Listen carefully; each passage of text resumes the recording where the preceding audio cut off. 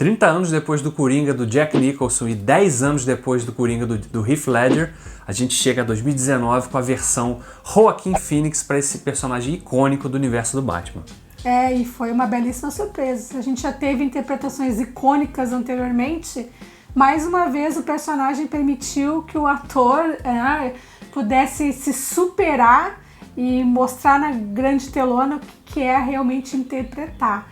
Se a gente já tinha dito aí no vídeo anterior, no filme do Era Uma Vez no Oeste, que o Leonardo DiCaprio era um dos grandes monstros aí dessa geração, é injusto deixar o Joaquin Phoenix de lado, porque o cara mostrou que é fora da curva. Ele é um camaleão, né? Exatamente. Ele se transforma no personagem que ele está interpretando e isso é realmente impressionante. E de novo aqui nesse filme, ele rouba a cena, o filme é 90% Joaquin Phoenix. Inclusive, já digo logo de cara que se o filme não se chamasse Coringa, se não fosse sobre o Coringa, ainda assim seria um filme tão impactante quanto é. Mas é claro, pelo fato de ser o Coringa, ele torna tudo mais interessante, né? Mais atraente para o grande público, porque, claro, é tido, assim como Darth Vader, o Coringa é um grande personagem, é um grande vilão da história da cultura pop. E esse filme, ele na verdade é um filme de origem, né, do vilão. A gente costuma ver muitos filmes de origem de herói, né? Então aqui a gente vê como é que é a gênese, né? Como é que esse cara se tornou o que fez, né, o contexto dele famoso, todo, né? Virou esse personagem tão famoso. E a história contada, ela tem seus pontos altos, mas também tem seus pontos baixos, né? Apesar da espetacular interpretação do Joaquin Phoenix. Eu diria que esse filme é um filme de origem original, mas não é um filme original. Porque, como o próprio Todd Phillips, que é o diretor do filme, né, o diretor lá que fez a trilogia Se Beber Não Case e outras comédias também, e tá no seu primeiro trabalho, digamos, mais sério, aqui com o Coringa, ele já havia dito que as inspirações para esse filme são dois clássicos do Martin Scorsese, né, O Rei da Comédia e o Taxi Driver. E realmente o filme é permeado do início ao fim por muitos elementos desses dois filmes. Uma das questões... Bom, é importante salientar que o Coringa é um personagem que ele tem ali um problema de psicológico, né? Ele tem um problema mental, né? É um distúrbio mental, né? Ele tem uma... Ele não é... Ele foi uma criança que sofreu abuso, tem todo um histórico de traumas e, né, coisas horríveis que aconteceram com ele, mas está tentando ali, de alguma maneira, se adequar à rotina do dia a dia, vivendo a vida do jeito que ela é para todo mundo, né? Então, assim, cheia de altos e baixos. Muitas vezes com mais baixos do que altos, né? E, na verdade, ele tem todas essas nuances. E o que ele se assemelha muito, por exemplo, com o Rei da Comédia? Ele tem aquela questão da ilusão, né? De confundir a realidade com o que ele fantasia, né? E ele fantasia com sucesso naquilo que ele gostaria de ser, que era um comediante de stand-up, né? Porque ele vive como um palhaço, assim, um palhaço que faz anúncios, né? Desse que fica em frente de loja, segurando aqueles cartazes, né?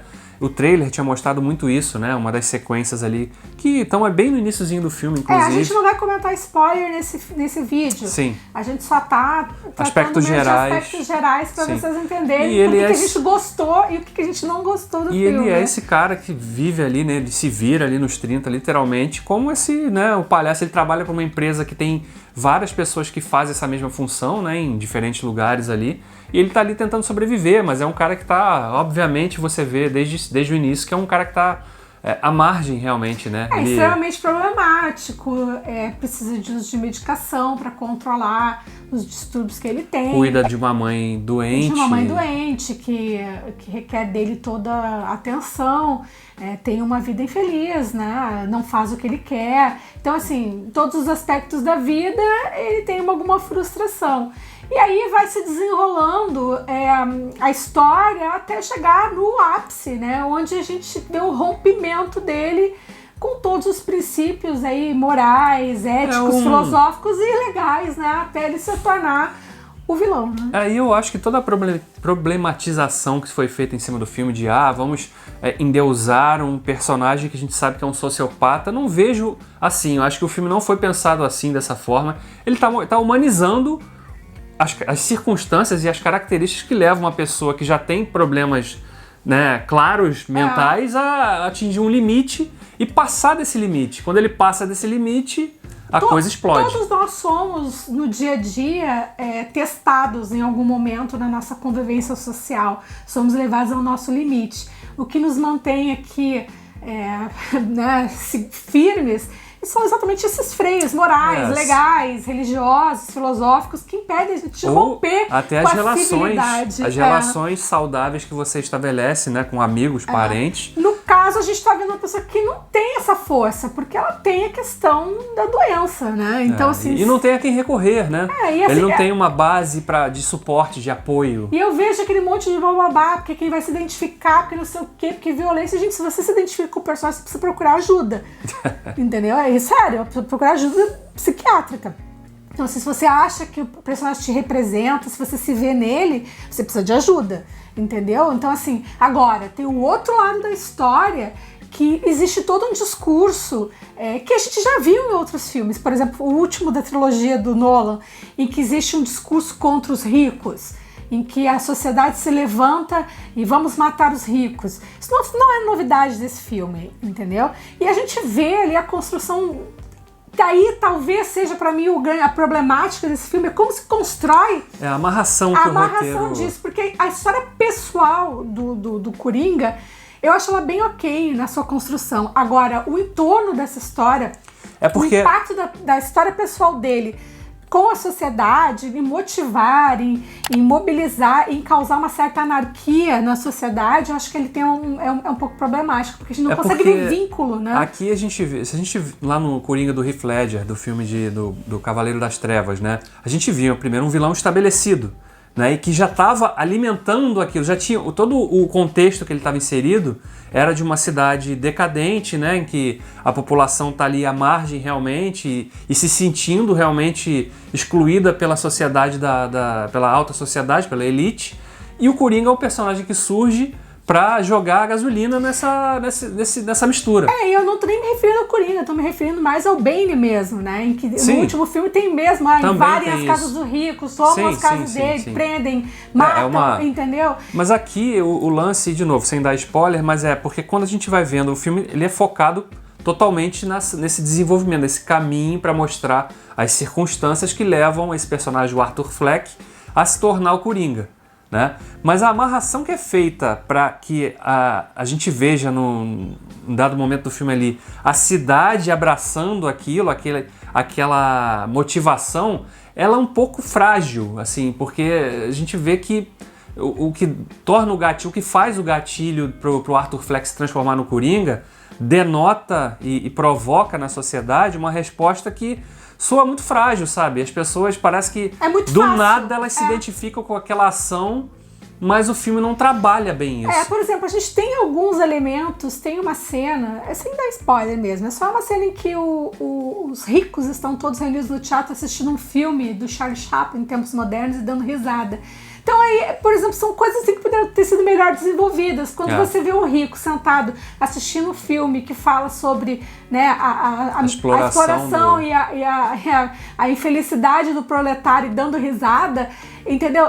Seria uma forma de desenvolver melhor essa relação. Ou de pelo menos estabelecer essa vilania. Vilania, exatamente. Porque o próprio personagem confessa que ele não tem motivações políticas, entendeu? Assim como o dele é uma jornada individual. Porque esse personagem é assim, né? O Coringa não é o vilão que quer ser o dono do mundo, quer dominar, quer ser rico.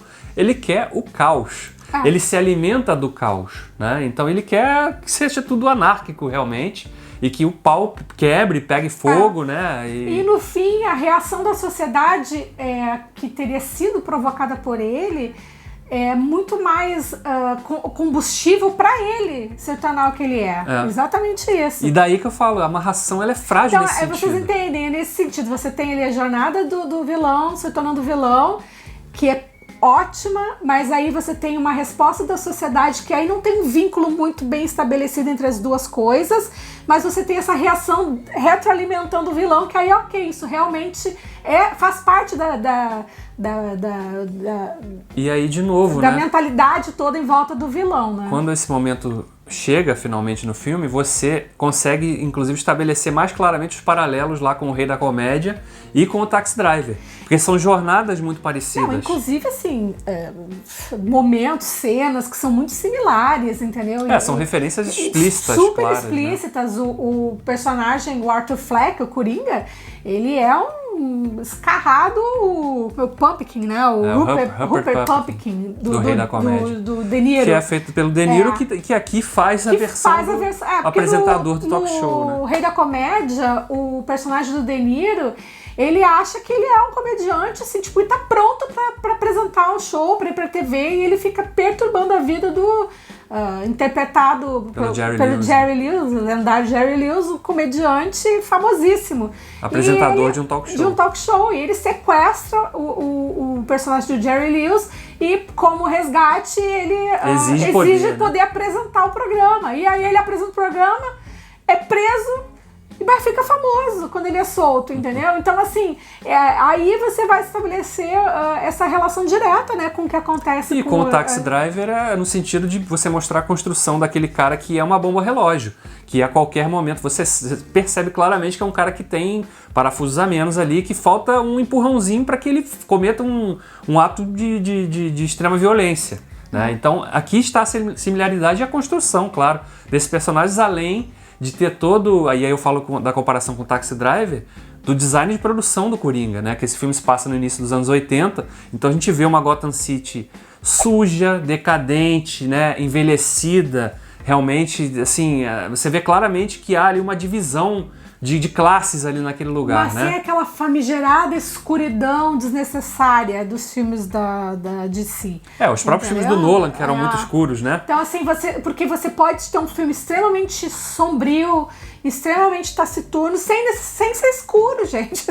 Aqui a gente... tem a ver com a outra. Eu fico até fascinado, porque assim, tem muitas cenas assim que são de locações. E tem cor, entendeu? A própria... E você vê o detalhe no figurino do figurante que tá passando no fundo da cena, o carro, né? A cor, a própria cor, o desenvolvimento da cor na evolução do personagem, entendeu? Então, assim, de como ele era apagado.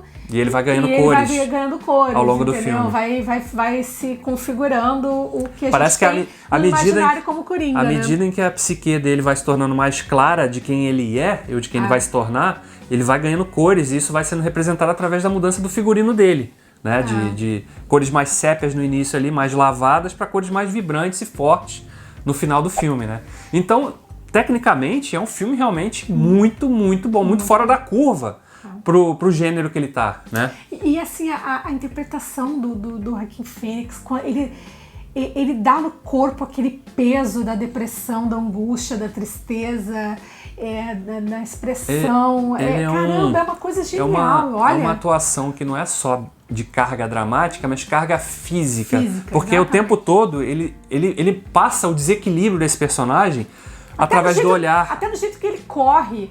E de colocar, ele tá o tempo todo com os ombros arqueados para frente, assim, mais alto que o outro, dessa forma, sabe? E você vê ele escrevendo, inclusive eu fui ver isso depois, o Joaquin Phoenix é um ator destro, e nas cenas que o Arthur Fleck aparece escrevendo, e que você vê que ele não consegue escrever em linha reta, é tudo torto, ele tá com a mão canhota, então ele usou esse artifício justamente para passar essa impressão de desequilíbrio, né? Então, tá ali algumas coisas mais sutis, outras nem tantas como essa, mas que são uma construção de personagem, né? E que só um ator muito talentoso consegue fazer. Um ponto que eu achei negativo na história, mas talvez pode até ser frescurite minha, eu achei meio forçada uma relação que se constrói com a família Wayne na história. Eu achei que ficou meio assim... não havia necessidade, não né? Precisava, porque não faria diferença. Se o filme não citasse Wayne, nada disso, assim, ele já seria ótimo. Tem uma coisa que eles usam no filme para estabelecer esse link, né, essa ligação, que acaba sendo desfeita depois lá, a gente não vai comentar aqui para quem não viu o filme ainda, mas que assim, no fim das contas, você fala, mas isso faria diferença para que ele chegasse no ponto que ele chegou? Muito provavelmente não, né? E claro, a gente sabe que aqui Aí é um fanservice realmente. Exatamente, é forçar uma relação com de mostrar, olha, esse tá vilão... dentro do universo, tem relação e tal. Mas é completamente desnecessário. Eu acho que a gente conseguiria, como espectador, fazer essa relação sem necessariamente visualizar essa sequência de diálogos e cenas que foram construídas. Né? Mas é um belíssimo de um filme. Todd Phillips está de parabéns, apesar de toda a polêmica aí desnecessária que ele se meteu para divulgação desse filme.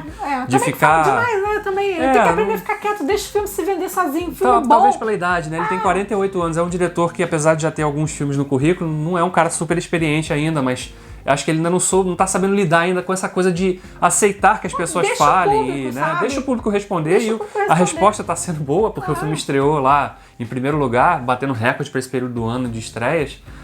Então, Coringa com o Joaquin Phoenix é um belo de um filme. Ele certamente vai ser indicado ao Oscar, porque o trabalho dele de composição é fantástico. E a gente pode ter 2 atores premiados por conta do mesmo personagem, né? Porque a gente já teve o Heath Ledger ganhou um Oscar póstumo, né? E agora a gente tem a chance do Joaquin Phoenix levar, e se levar, gente, vai ser muito bem levado, porque é um ótimo trabalho. Um ótimo filme para você conferir, é aquele filme que te faz pensar, porque ele tem muitas nuances, fala muito sobre a questão mesmo da... E de como a gente trata pessoas com distúrbio, com distúrbio, com problemas, como a gente trata com preconceito e desleixo a questão da saúde mental, como a gente é preconceituoso com relação à questão da saúde mental. E eu acho que o personagem dele encarna muito isso, porque eu acho que em todo mundo existe esse preconceito, né? E talvez por isso essa polêmica toda, porque a gente não sabe lidar quando o assunto é saúde mental. Então, assim, vale a pena, porque é um filme que vai te despertar várias reflexões, vai te fazer pensar em muitas coisas. Como o Davi falou mesmo, podia ser um filme sobre qualquer pessoa. Não é um filme de super-herói, é um filme sobre uma pessoa que acaba virando um vilão.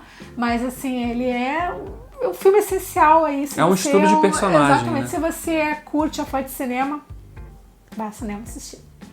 Tá dado o recado. A gente fica por aqui, deixa o convite, se você não for inscrito aqui no canal, se inscreva para acompanhar os próximos vídeos que a gente publicar e veja os vídeos que a gente tem publicado aí para trás também. E siga a gente, né, nas redes sociais, aí. acompanhe o nosso conteúdo. Até a próxima. Tchau. Tchau.